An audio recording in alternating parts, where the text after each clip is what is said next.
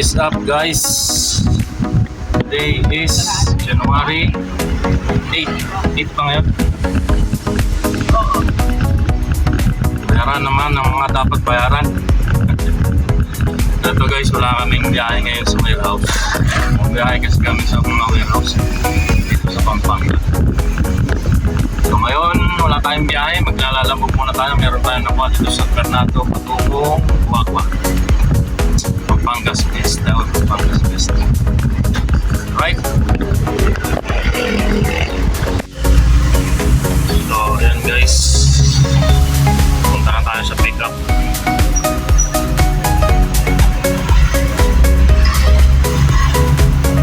At yung pahawa ko na. Ito nga pa sa pick-up.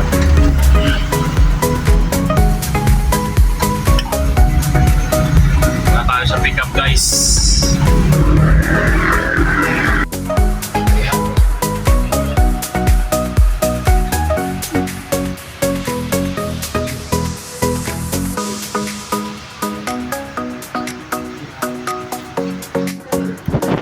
Ayun guys, haba pala ng proseso dito. Tingnan yung booking ko. Magkano lang sa mga balances. Hindi tayo magagawa, ganyan rules nila. Meron pang visitors At iyon na nga, waiting daw dito. Punta si Sir Johan. Yun, meron pa tayong stickers guys, so ayan. Dito tayo guys, dyan sa Pampangas Best. Malaus ko po. Yun guys, doon nung pinaprocess yung pipila muna kayo, mag-build up kayo sa computer and everything, tapos kukuha kayo ng magkakaroon ng sticker na kagaya nito sa damit ko, visitor sticker, bago kayo makapasok. Kasi hintayin nyo pa yung tumawag, pumunta dito yung tao, susunduin pa kayo dito. Ayan, so hintayin natin. Alright, so ayun guys, tinawagan natin yung client at sabi niya magantay na lang dito, pero kasi medyo matagal tayo mag-aantay.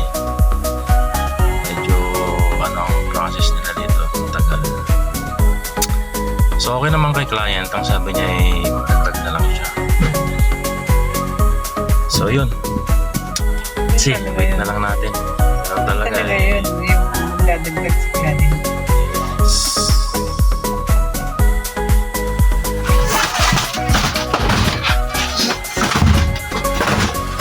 guys.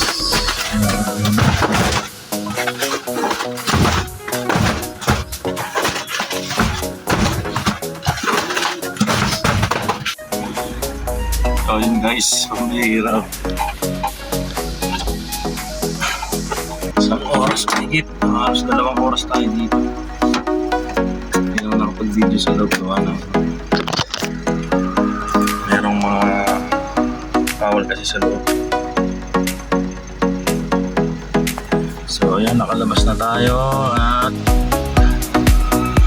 tayo ay pupunta na sa ating guys.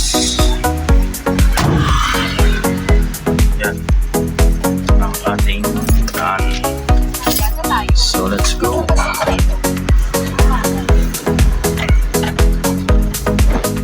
Marami silang chichibureche, meron pang 2 sanitizing pang dadaanan mo, magtitimbang ka pa papasok, tapos sanit po ng sanitizing, tapos timbang, tapos sanitizing ulit, paglabas ganun ulit, sanitizing, timbang, sanitizing. Ito yan sa Pampangas Best. Yan, nakuha natin na booking ngayon. Natagal pa ang waiting. 2 hours pick up.